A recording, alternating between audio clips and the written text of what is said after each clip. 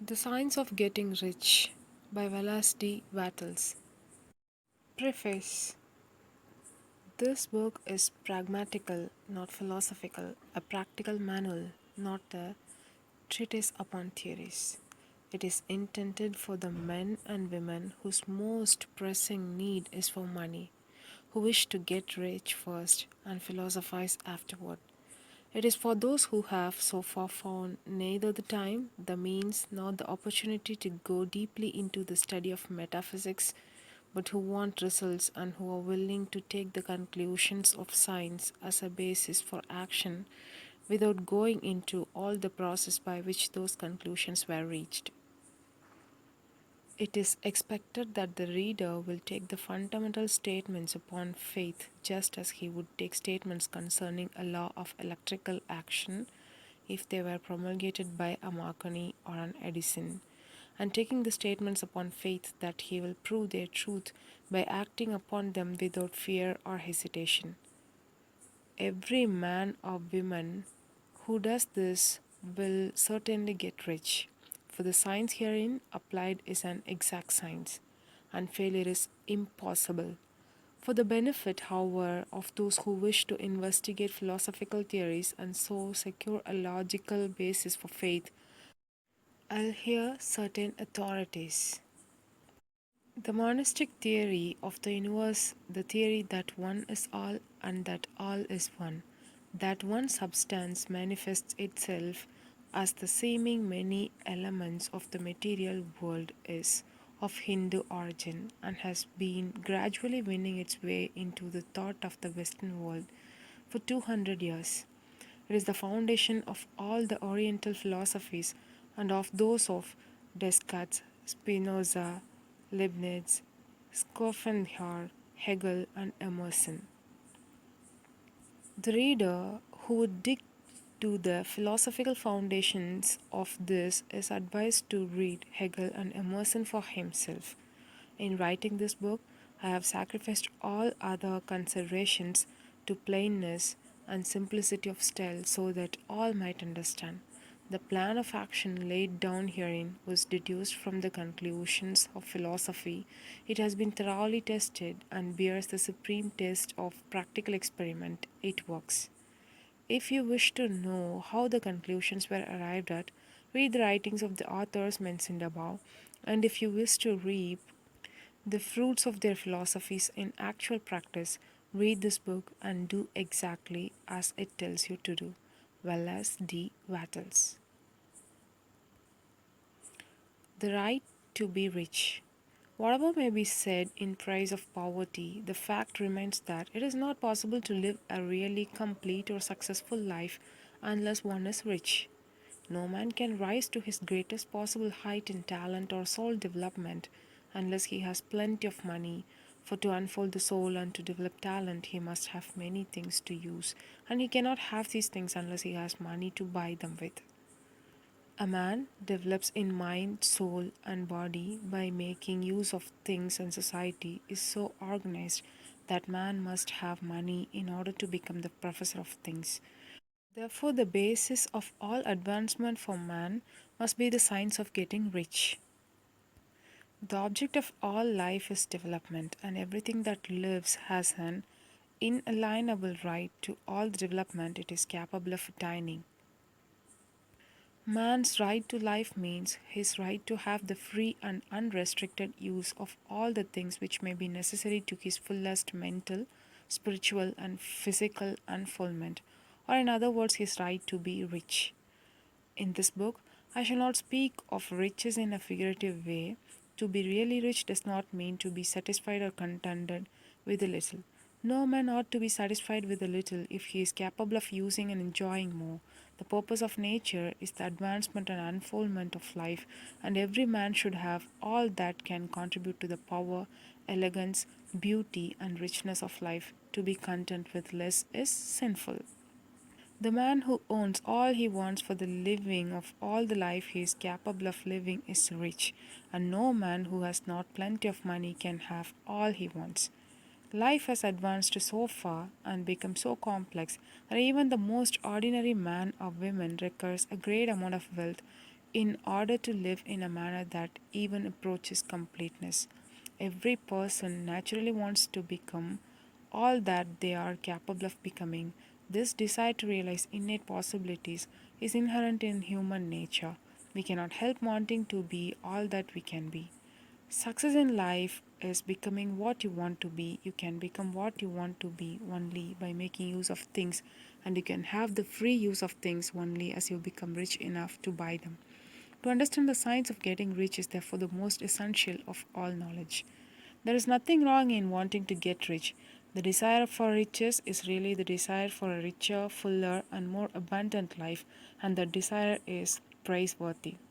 The man who does not desire to live more abundantly is abnormal, and so the man who does not desire to have money enough to buy all he wants is abnormal. There are three motives for which we live for the body, we live for the mind, we live for the soul. No one of these is better or holier than the other. All are alike desirable, and no one of the three, body, mind, or soul, can live fully if either of the others is cut short of full life and expression. It is not right or noble to live only for the soul and deny mind or body, and it is wrong to live for the intellect and deny body or soul.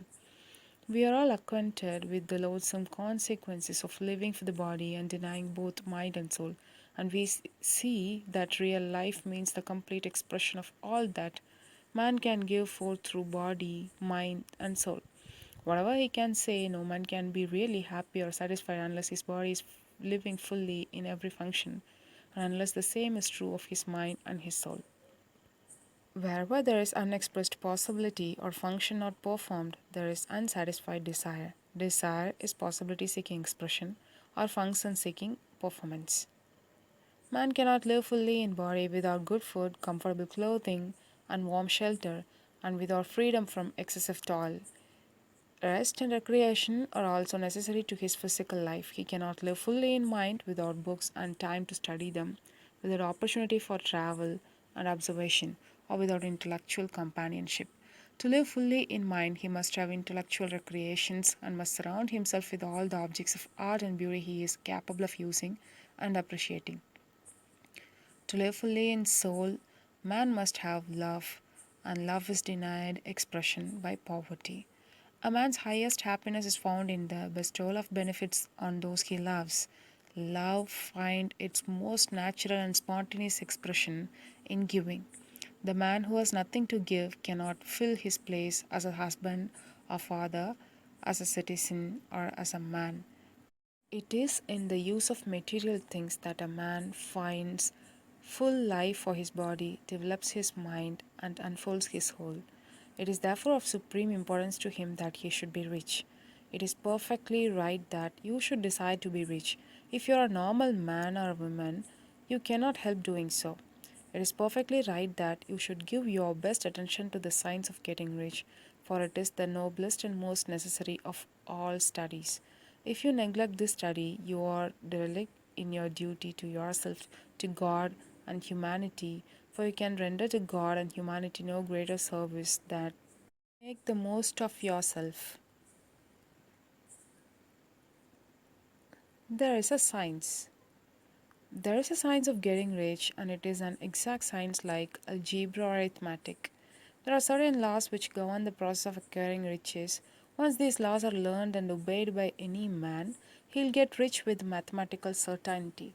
The ownership of money and poverty comes as a result of doing things in a certain way.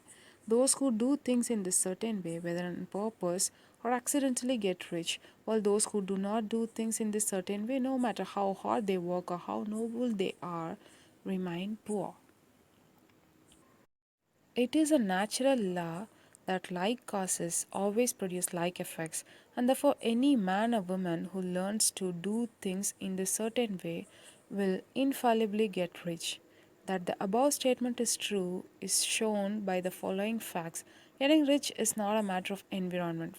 For if it were, all the people in certain neighborhoods would become wealthy, the people of one city would all be rich, while those of other towns would all be poor, or the inhabitants of one state would roll in wealth, while those of an adjoining state would be in poverty.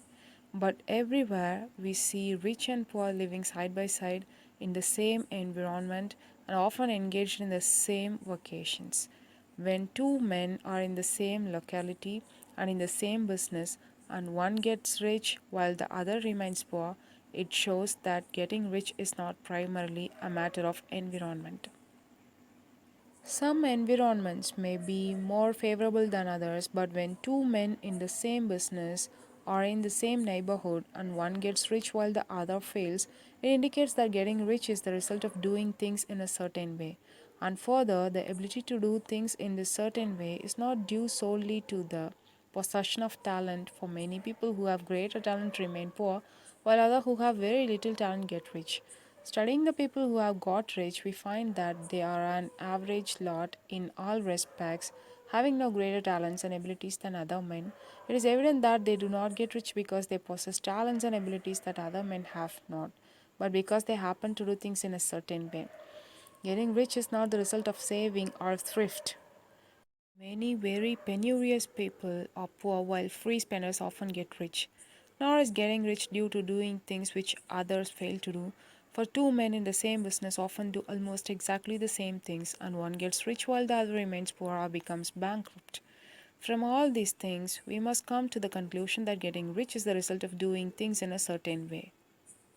If getting rich is the result of doing things in a certain way, and if like causes always produce like effects, then any man or woman who can do things in that way can become rich, and the whole matter is brought within the domain of exact science. The question arises here whether this certain way may not be so difficult that only a few may follow it. This cannot be true as we have seen so far as natural ability is concerned. Talented people get rich and blockheads get rich, intellectually brilliant people get rich, and very stupid people get rich, physically strong people get rich, and weak and sickly people get rich. Some degree of ability to think and understand is, of course, essential, but in so far natural ability is concerned, any man or woman who has sense enough to read and understand these words can certainly get rich. Also, we have seen that it is not a matter of environment. Location counts for something. One would not go to the heart of the Sahara and expect to do successful business. Getting rich involves the necessity of dealing with men and of being where there are people to deal with. And if these people are inclined to deal in the way you want to deal, so much the better. But that is about as far as environment goes. If anybody else in your town can get rich, so can you. And if anybody else in your state can get rich, so can you. Again, it is not a matter of choosing some particular business or profession. People get rich in every business and in every profession, while their next door neighbors in the same vocation remain in poverty. It is true that you will do best in a business which you like and which is congenial to you, and if you have certain talents which are well developed, you will do best in a business which calls for the exercise of those talents. Also, you will do best in a business which is suited to your locality. An ice cream parlor would do better in a warm climate than in Greenland, and a salmon fishery will succeed better in the Northwest than in Florida, where there are no salmon. But aside from these general limitations, getting rich is not dependent upon your engaging in some particular business, but upon your learning to do things in a certain way. If you are now in business and anybody else in your locality is getting rich in the same business, while you are not getting rich, it is because you are not doing things in the same way that the other person is doing them. No one is prevented from getting rich by lack of capital. True, as you get capital, the increase becomes more easy and rapid, but one who has capital is already rich and does not need to consider how to become so. No matter how poor you may be, if you begin to do things in a certain way, you will begin to get rich and you will begin to have capital. The getting of capital is part of the process of getting rich, and it is part of the result which invariably follows the doing of things in the certain way. You may be the poorest man on the continent and be deeply in debt. You may have neither friends, influence, nor resources, but if you begin to do things in this way, you must infallibly begin to get rich, for like causes must produce like effects. If you have no capital, you can get capital. If you are in the wrong business, you can get into the right business. If you are in the wrong location, you can go to the right location. And you can do so by beginning in your present business and in your present location to do things in the certain way which causes success.